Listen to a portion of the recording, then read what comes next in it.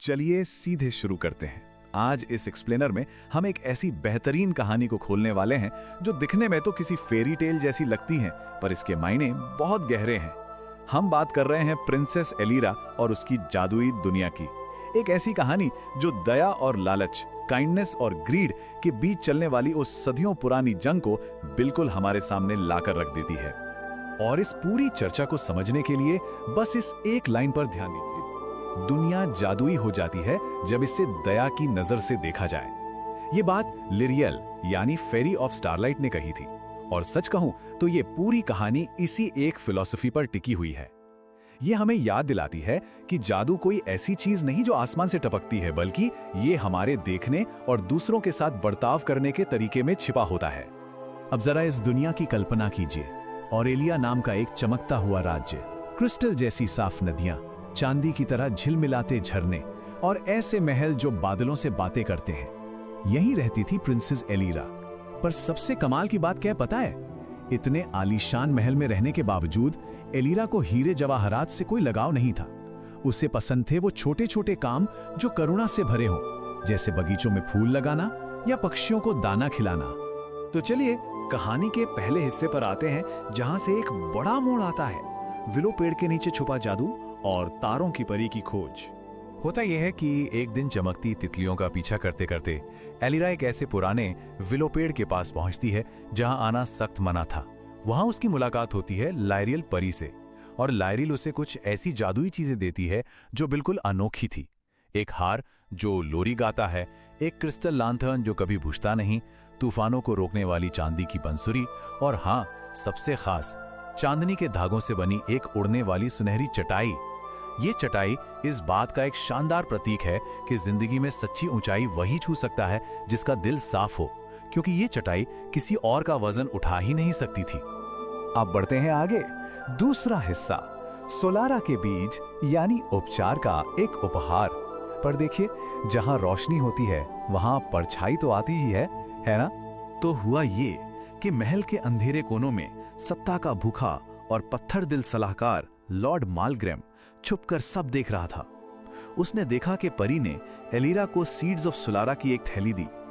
अब ये बीज कोई आम बीज नहीं थे। इन्हें अगर सच्ची नियत और प्यार से बोया जाए तो इनसे ऐसे पेड़ उगते हैं जिनके सुनहरे फल किसी की भी उदासी, भूख और बीमारी को जड़ से मिटा सकते हैं। लेकिन परी ने एक बहुत बड़ी चेतावनी भी दी थी। उसने साफ कहा था कि अगर जादू लालच से पैदा होगा तो वो तबाही और अंधेरे में बदल जाएगा। एक बिल्कुल सीधी सी बात, किसी भी ताकत का इस्तेमाल लालच के लिए होगा तो नुकसानदेह ही साबित होगा।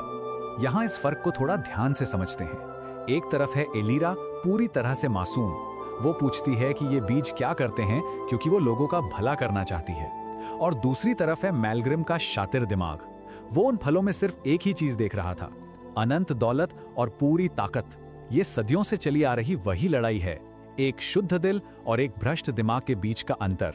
एक ही जादुई उपहार, पर दोनों के लिए उसके मायने बिल्कुल अलग अलग। पर जब एलिरा अपनी साफ नियत के साथ उन बीजों को शाही बगीचे में बोती है तो कमाल हो जाता है। रातों रात वहां एक विशाल सुनहरा पेड़ उगाता है। उसके फल लोगों को ठीक करने लगते हैं, भूखों को खाना मिलने लगता है।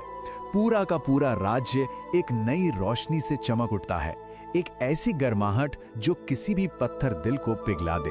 ये दिखाता है कि जब नियत सच्ची हो तो उम्मीद सचमुच हकीकत बन सकती है।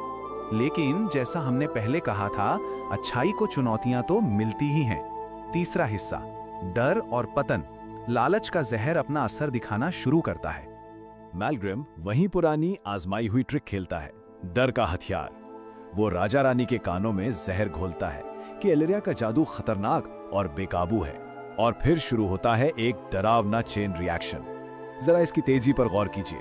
राजा के आदेश पर कुछ ही मिनटों में सैनिक उस पेड़ को काट देते हैं। अगले ही सेकंड वो सारे सुनहरे फल राख में बदल जाते हैं। फिर कुछ घंटों में नदियां रुकने लगती हैं और फूल मुरझा जाते हैं। और सबसे दिल तोड़ने वाली बात, लिरियल परी के चमकते पंख तुरंत अपनी रोशनी खो देते हैं।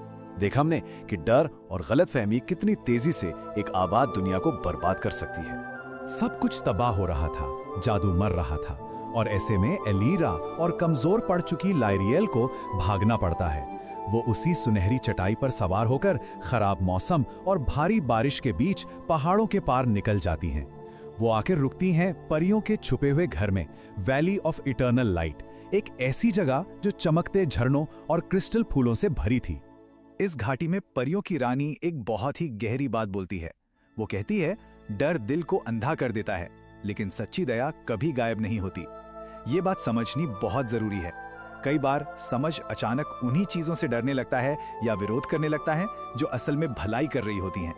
डर लिटरली इंसान के सोचने समझने की ताकत छीन लेता है। चलिए अब चौथे हिस्से पर आते हैं, क्रिस्टल बीज का जागरण और उम्मीद की एक आखिरी किरण। परियों की रानी एलिरा को एक अकेला चमकता हुआ क्रिस्टल बीज देती है, सुनहरे पेड़ का आखिरी अंश। जब एलिरा राज्य वापस लौटती है तो वहां का नजारा बहुत ही दर्दनाक था। बिना सुनहरे फलों के पूरा राज्य बीमारी और घोर उदासी झेल रहा था। राजा और रानी अपने गलत फैसले पर बुरी तरह पछताते हैं।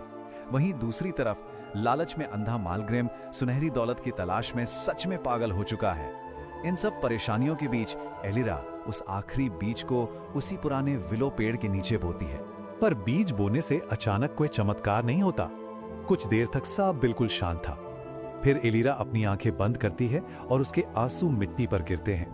वो कहती है, मैं सत्ता नहीं चाहती, मैं सिर्फ चाहती हूं कि मेरा राज्य ठीक हो जाए। ये पॉइंट इस पूरे एक्सप्लेनर का क्रक्स है।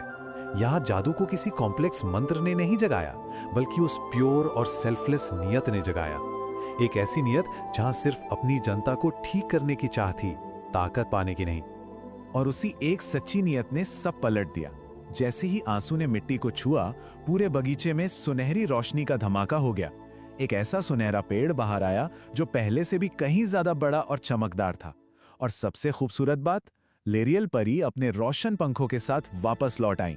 नियत प्योर हो तो रेस्टोरेशन भी उतना ही मैजिकल होता है। आखिरी अध्याय पर आते हैं, सुनहरे दिलों की विरासत। एक ऐसा राज्य जो पूरी तरह से बदल चुका था। जादू वापस आने के बाद राजा ये मानता है कि उन्होंने झूठे डर के आगे झुकने की बहुत बड़ी भूल की थी। और मैलग्रिम, वो तो खुद के लालच में ही घुटकर हमेशा के लिए वहां से भाग जाता है। आखिरकार वक्त के साथ एलाइरा रानी बनती है और उसके शासन में Aurelia kingdom of golden hearts के नाम से जाना जाने लगा। एक ऐसी जगह जहां ना कोई भूखा सोता और जहां असली अमीरी बैंक बैलेंस नहीं, बल्कि लोगों की करुणा और दया होती। वो आज भी उसी विलो पेड़ के पास जाती है, बस ये याद रखने के लिए कि राज्य का सबसे बड़ा खजाना क्या है।